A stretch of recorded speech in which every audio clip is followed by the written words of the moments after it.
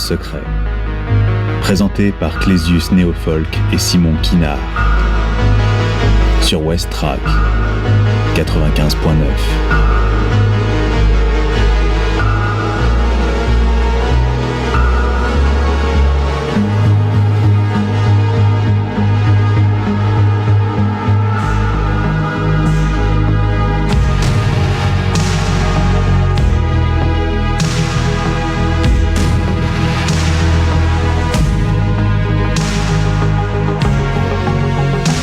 Salut les curieux et les curieuses, Simon et moi, on vous retrouve aujourd'hui pour une nouvelle émission. Et toujours dans les rues du Havre.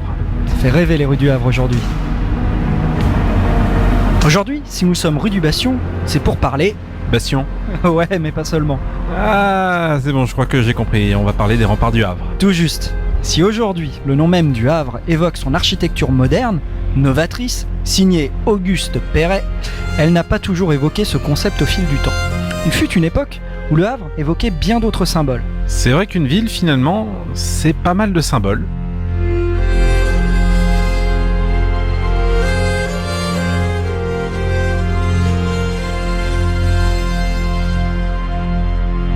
Aujourd'hui, Saint-Joseph, l'hôtel de ville, le volcan ou encore la passerelle au-dessus du bassin du commerce nous servent de véritables étendards pour raconter notre ville. Pour nous présenter, nous autres Havrais. C'est le syndrome I love LH. Mais revenons avant 1944. Nos symboles d'aujourd'hui ne sont pas ceux d'hier. Les remparts étaient un symbole ? Les villes d'autrefois ont toujours usé de leurs remparts pour construire leurs blasons, leurs pavillons. En partant donc à la recherche de nos remparts, j'ai découvert notre premier symbole, la grosse tour. Ouais, la tour François Ier. Elle est le premier élément défensif de la ville. C'est en 1520, sur l'ordre de Bonnivet, qui mandate le sire du Chilou, qu'elle est érigée.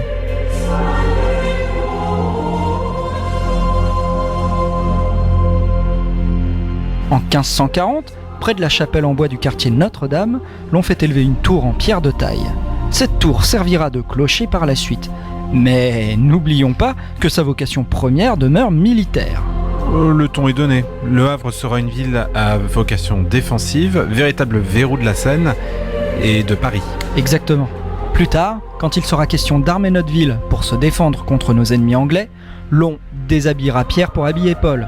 L'on prendra les canons de Rouen et leurs servants pour armer notre cité. Ah, ça a dû les faire gueuler, ça. Dis-moi, ça serait pas là l'origine de la querelle entre Rouennais et Havrais ? Ah, j'en sais rien, mais je pense que ça a pas dû aider.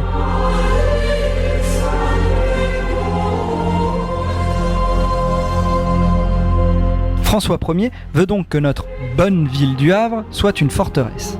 À défaut de la doter de remparts dignes de ce nom, il l'a fait retrancher avec un système de talus et de terrasses.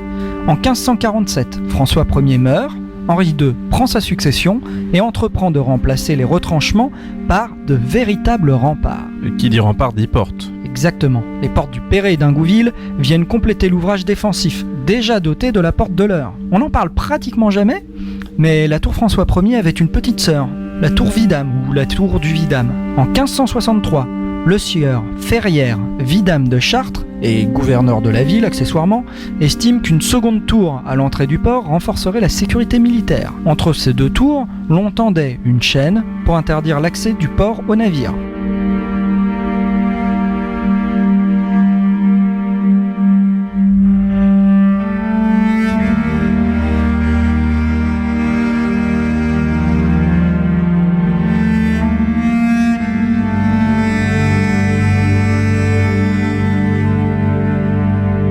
Par la suite, les guerres de religion viendront marquer le tissu urbain même de notre cité.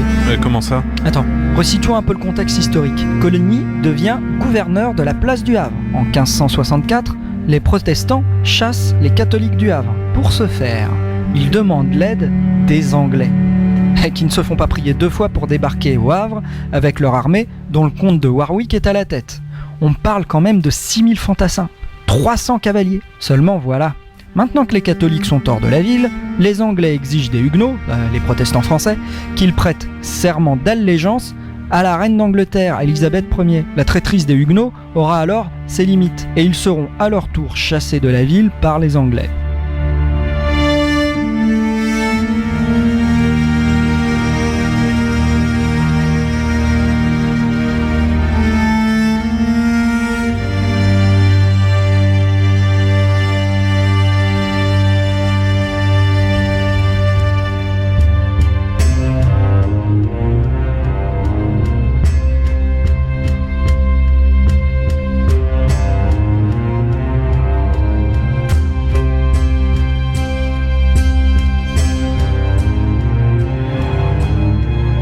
Le comte de Warwick fortifie la cité, en la dotant notamment d'un fort et de quelques bastions. La tour de l'église Notre-Dame servira à bombarder les assaillants français. Le Havre bat pavillon anglais. Ah la blague, ils ont sacrément dû se faire botter les fesses, j'imagine. Ça ne s'est pas fait dans la douceur, en effet. Il faudra que le roi lui-même, Charles IX, alors âgé d'une dizaine d'années, ne se déplace avec sa cour tout entière. Mais en fait, sa mère Catherine de Médicis sera bien entendu à ses côtés. Véritable instigatrice et femme de pouvoir. Il s'installe où si le Havre est occupé ? Eh bien, la cour s'installe au manoir de Vittenval, à Sainte-Adresse. De là, le roi fait le siège de notre cité. Le connétable de Montmorency, à la tête des troupes de Charles IX, chasse les Anglais du Havre. Le fort de Warwick est détruit et la tour de l'actuelle cathédrale du Havre est rabaissée de 30 mètres. C'est pour cette raison que notre belle cathédrale n'a pas de flèche gothique. Accessoirement, les Anglais attraperont la peste chez nous et la ramèneront en Angleterre. Et bon baiser du Havre. And who are you? The proud Lord said that I must bow so low. Only a cat of a different coat, that's all the truth I know. And a coat of gold or a coat of red, a lion still has claws. And mine are long and sharp, my lord, as long and sharp as yours. And so he spoke, and so he spoke, that Lord of Castamere. But now the rains weep o'er his hall, with no one there to hear. Yes, now the rains weep o'er his hall, and not a soul to hear.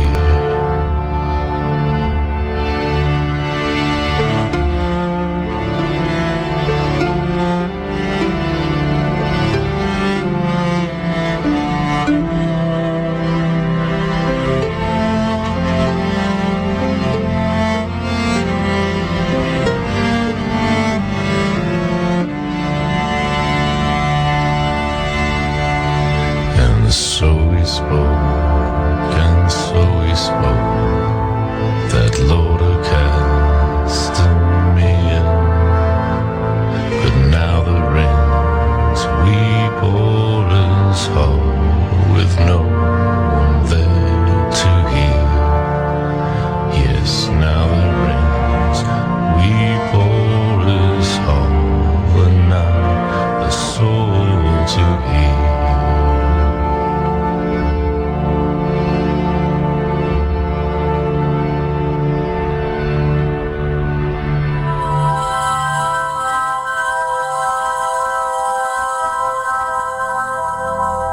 Les ondes du Havre secret, sur West Track 95.9. Revenons à nos remparts. La situation au Havre, après les événements entre huguenots et catholiques, est plus que tendue. Il y a une crise dans le couple huguenot-catholique, je crois, non ? Oui, et cette tension se ressentira au sein même de notre tissu urbain.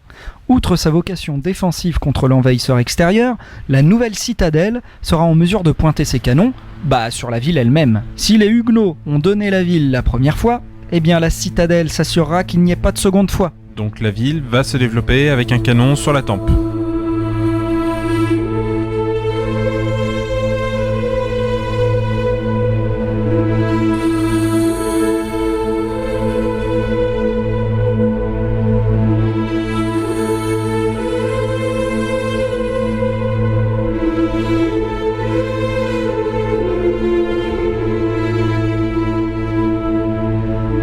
Puis après, c'est le XVIIIe siècle.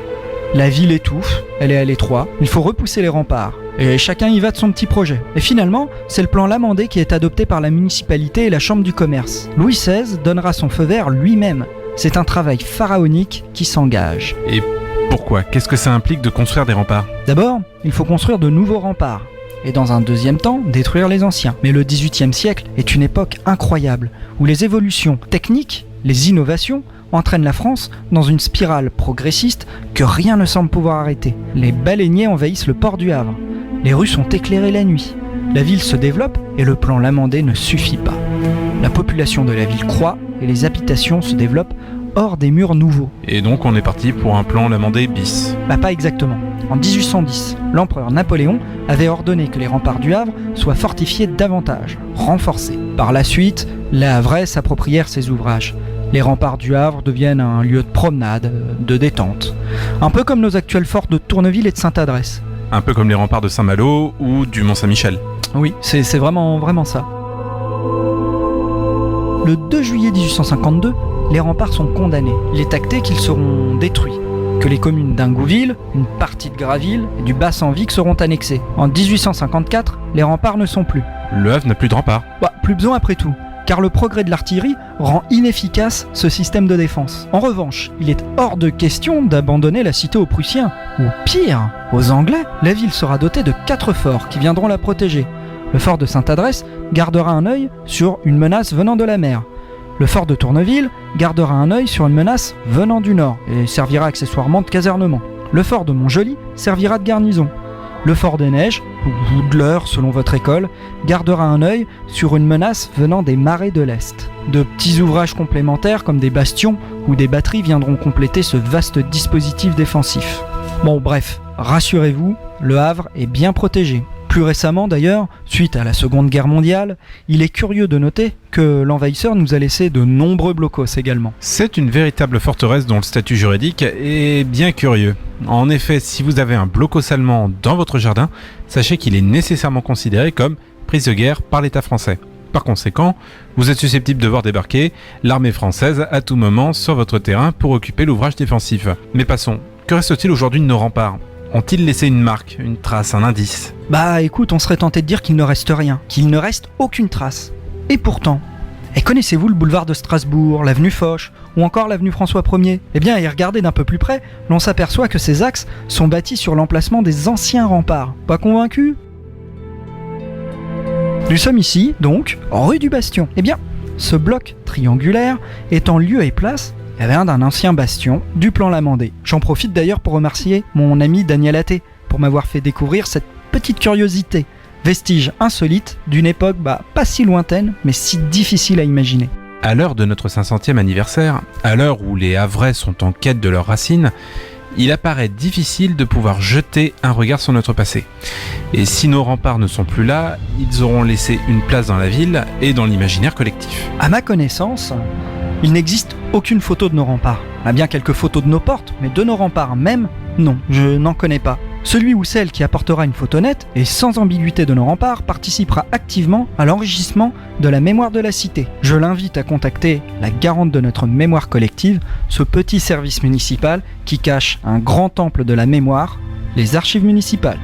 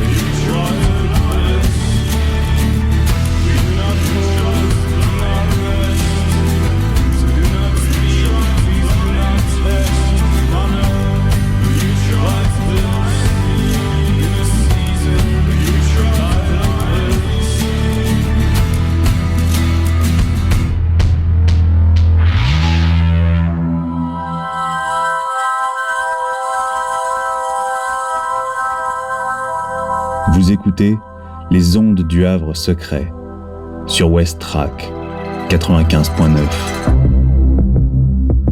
Et je me demande à quoi ressemblerait notre ville aujourd'hui. Avec les remparts Pour ma part, j'aime justement imaginer le visage de notre ville. Si nous disposions toujours de nos vieux remparts, je pense que nous aurions un ensemble de monuments très populaires. L'on viendrait de la Normandie entière pour se promener sur cette charmante balade en hauteur.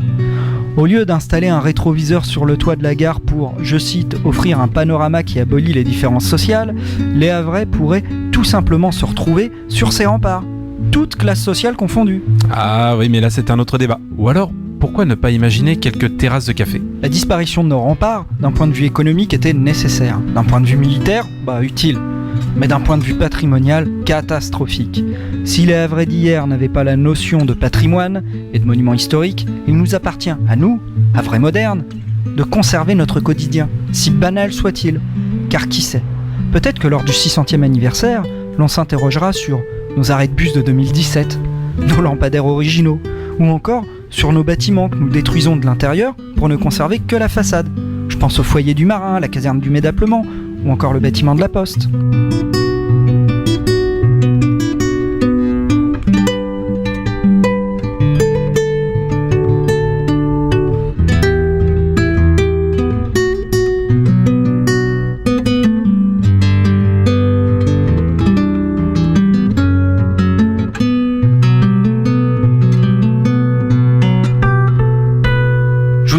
Encore une fois dire merci à Daniel Atté pour ses explications sur la découverte de la rue du Bastion. Je voudrais remercier les archives municipales pour le travail de numérisation continue qu'ils effectuent. Pour les plus curieux d'entre vous, voici une liste de cotes de documents relatifs à notre sujet. Par exemple, la Grosse Tour, François Ier, vous la trouverez à la cote 5 Phi 94. Un plan du Havre et du fort de Warwick en 1 Phi 227. Ou pourquoi pas la Citadelle, 5 Phi 1, la ville, ses remparts et la citadelle en 5 Phi 88. Et pour ceux qui veulent voir le plan Lamandé, 1 Phi 219. À bientôt les curieux, les curieuses. Salut. Salut tout le monde. C'était Les ondes du Havre secret sur West Track 95.9. Retrouvez Simon et Clésius sur la chaîne YouTube Les Dossiers du Havre secret et sur les sites internet www.havre-secret.fr.